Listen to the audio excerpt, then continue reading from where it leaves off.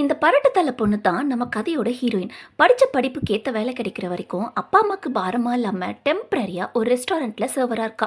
Order பண்ணதை கொடுக்க போறப்போ அந்த டேபிள்ல அந்த பசங்களாம் அந்த டேபிளுக்கு மட்டும்தான் அழகான பொண்ணு அனுப்புவீங்களா, ஏன் எங்க டேபிளுக்குலாம் அனுப்ப மாட்டீங்களான்னு கேட்குறாங்க. வாஸ்தவம் தான்ப்பா, அனுப்பிட்டா போச்சுன்னு அவளும் சிரிச்சுட்டே போயிடுறா. ரெஸ்டாரண்ட்ல எல்லா வேலையும் முடிச்சுட்டு நேராக பர்த்டே பார்ட்டிக்கு தான் போறா. இந்த பக்கம் பர்த்டே பார்ட்டியில் லட்டு மேலே முக்கிற மாதிரி பசங்கள்லாம் அவளையே சுற்றி சுற்றி வராங்க. அவளுக்கு கிஃப்ட் மேலே கிஃப்ட் கொடுத்து அவளை உசார் பண்ண பார்க்குறானுங்க.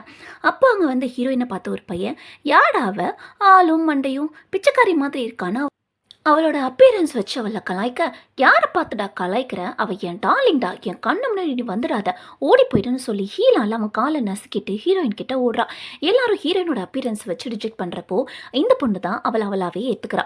இவங்க ரெண்டு பேரும் சின்ன வயசுலேருந்து க்ளோஸ் ஃப்ரெண்ட்ஸ். இப்போ வரைக்கும் ஃப்ரெண்ட்ஷிப்பில் ஒரு பர்சன்டேஜ் கூட குறையல. சுற்றி முற்றி பார்த்த ஹீரோயின் பார்ட்டியில் எல்லாரும் செம்மையாக ட்ரெஸ் பண்ணியிருக்காங்கடி, என்ன பாரு எப்படி இருக்கேன்னு. பார்ட்டிக்கு வராமலே இருந்திருப்பேன்னு ஹீரோயின் வருத்தப்படுறா. ட்ரெஸ் என்னடி ட்ரெஸ்ஸு, ட்ரெஸ் எல்லாம் ஒரு மேட்டரா, எனக்கு நீ வந்தது தான் ஹாப்பின்னு சொல்கிறா. ரெண்டு பேருக்குள்ள அப்படி ஒரு ஃப்ரெண்ட்ஷிப். ஓ, சொல்ல மறந்துட்டேன்ல, ஹீரோயின் பேர் கிமிச்சின், இவ பேர் ஹாரி. ஹீரோயின் ஹாரிக்கு ஜிகு ஜிகுன்னு ஒரு ஹேர் பேண்டை கிஃப்ட் பண்ணுறா.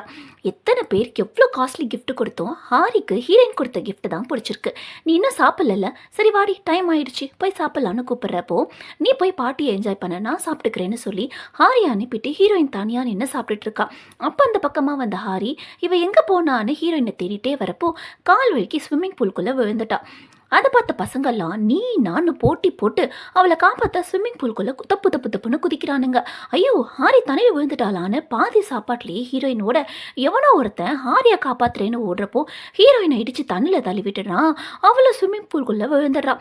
ஐயோ, அவ்வளோதான் சோழி முடிஞ்சிச்சு, நான் சாக போகிறேன்னு நினைக்கிறப்போ அவள் கால் தரையை தொடுது. அதில் ஆழமே இல்லை. எழுந்து நின்னா கூட இடுப்பளவு கூட தண்ணியே இல்லை. ஆனால் இந்த பயலுக கடல் மாதிரி ஆழம் இருக்க மாதிரி போட்டி போட்டு ஹாரியை காப்பாற்றுறானுங்களாம்.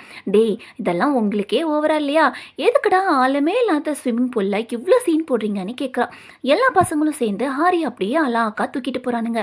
டே, என்னை விடுங்கடா, எனக்கு ஸ்விம்மிங் தெரியும்டான்னு இவ சொல்லியும் கீழே இறக்காம தூக்கிட்டே போகிறானுங்க. ஆனால் ஹீரோயின் பக்கம் ஒரு காக்கா கூட இல்லை. இவ விழுந்தது கூட ஒருத்தன் கண்ணுக்கு கூட தெரியல. அதை நினச்சி ஃபீல் பண்ணிட்டே ஹீரோயின் நனைஞ்ச கோழி மாதிரி வெளியில் வந்து அப்படியே வீட்டுக்கு கிளம்பிடுறா.